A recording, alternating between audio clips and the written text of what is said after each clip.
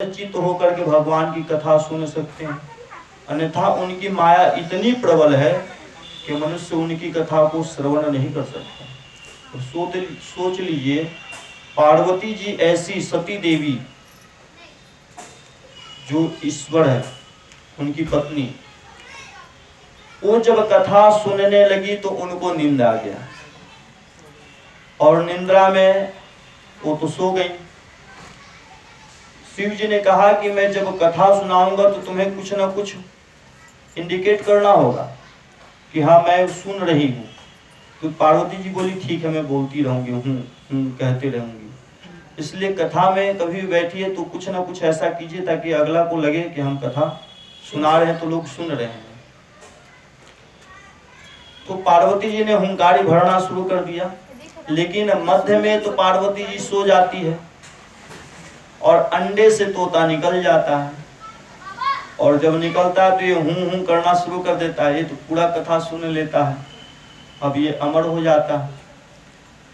लेकिन ऐसा होता है कि शिव जी ने कहा कि पार्वती तुम कथा सुन रही हो, तो पार्वती जी कहती है कि प्रभु जगत में लोग सही कहते हैं कि आप भांग धतूरे खाने वाले हैं।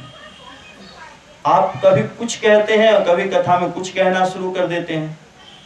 आप एक तरीके से कथा भी नहीं कह रहे हैं और हमसे पूछ रहे हैं कि तुम सुन रही हो। मैं तो सुन ही रही हूँ। पार्वती जी असत्य बात बोल देती है, वो सो रही थी। तब शिव जी को शक हो गया। शिव जी ने कहा कि जब तुम सो रही थी तो यहाँ पर हाँ का हुंकारी कौन भर रहा था। फिर त्रिशूल से इन्होंने पूछा तो त्रिशूल ने कहा कि प्रभु एक अंडा था जिस अंडे को मैंने स्पर्श नहीं किया, शायद उसमें से बच्चा निकल गया हो और वही हुंकारी भरता हो। इसलिए पार्वती जी के सो जाने के बाद भी ये शब्द सुनाई दे रहा था। तब क्या होता है कि शिव जी ने अपने त्रिशूल को कहा उसका वध कर दो। अब जो अमर हो गया कथा सुनकर उसका वध हो सकता है? नहीं हो सकता। अब क्या होता है कि त्रिशूल तो दौड़ाता है और सुख दौड़ना शुरू कर देते हैं। और यहाँ पर क्या होता है कि वेद व्यास जी की पत्नी भगवान को अर्घ दे रही थी। उसी समय इनके मुख से सुख गर्भ में प्रवेश कर जाते हैं। जब प्रवेश कर जाते हैं गर्भ में तो त्रिशूल फिर रुक जाता है और शिव जी को रिपोर्ट देता है कि देखिए प्रभु वो तो फिर गर्भ में प्रवेश कर गया, फिर मैं उसका वध कैसे करूं। तो कहते हैं घबराओ मत, मैं कालों का काल कौन हूं? महाकाल, मुझसे कोई बच के नहीं जा सकता। लेकिन याद रखिएगा कि समय किसी के अधीन नहीं होता, सब समय के अधीन होते हैं। एक नारायण ही ऐसे देवता हैं जिनके अधीन सब चीज होता है। शिव जी ने संकल्प लिया था कि मैं विवाह नहीं करूंगा। लिए थे कि नहीं लिए थे? क्या उनका प्रण रहा? नहीं रहा। जगदीश्वर ने चाह दिया कि विवाह करना है तो करा के ही छोड़े। इसलिए नारायण के ही शब्द को कहा गया है महामाया, और महामाया के अधीन जब तक जगदीश्वर की कृपा नहीं होती। अब वहां पर शिव जी त्रिशूल लेकर के खड़े हो जाते हैं। अब व्यास जी उनका सम आदर करते हैं, पूजन करते हैं। 1 दिन की, 2 दिन की, 1 वर्ष की उनकी सेवा, 2 वर्ष किए।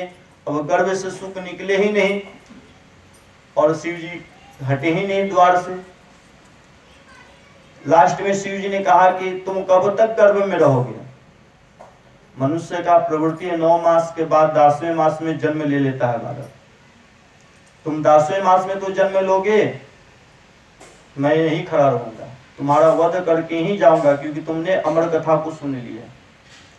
तो शुक ने कहा कि प्रभु आप जब अपनी जिद पर अड़े हैं कि 10वें मास में मेरा वध करके ही जाइएगा, तो मैं भी जिद पर अड़ा हूं। 12 मास का 12 वर्ष बीत जाए मैं गर्भ से निकलूंगा ही। अब जब तक खड़े रहिएगा मैं नहीं निकलूंगा। अब ये दोनों जन के झगड़े में व्यास जी की पत्नी को कष्ट होना शुरू हो गया।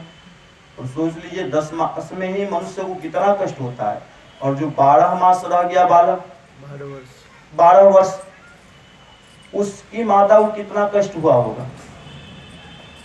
अब जब दोनों का झगड़ा से कोई निर्णय नहीं निकला तो व्यास जी ने स्तुति शुरू कर दी। नमामि समीशान निर्वाण रूपम विभुम व्यापकम ब्रह्म वेद स्वरूपम निजम निर्गुणम निर्विकल्पम निरीहं चिदाकाशमाकाशं भजेऽहं निराकारमोङ्कार मूलं तुरीयं गिराज्ञान गोतित्वमीशं गिरीशं करालं महाकालकालं कृपालं गुणागार संसार पारं नतोऽहं तुषाराद्रिशङ्काश गौरं गभीरं मनोभूत कोटि प्रभाश्री शरीरं स्फुरणमौलिकल्लोलिनी चारु गंगाल सुप्रभाल बालेन्दु कंठे भुजंगा चलत कुंडल भ्रूषु नेत्रं विशालं प्रसन्नाननं नीलकंठं दयालं मृगाधीश चरमांबरं मण्डमालं प्रियं शंकरं सर्वनाथं भजामि प्रचंडं प्रकृष्टं प्रगल्भं परेशम्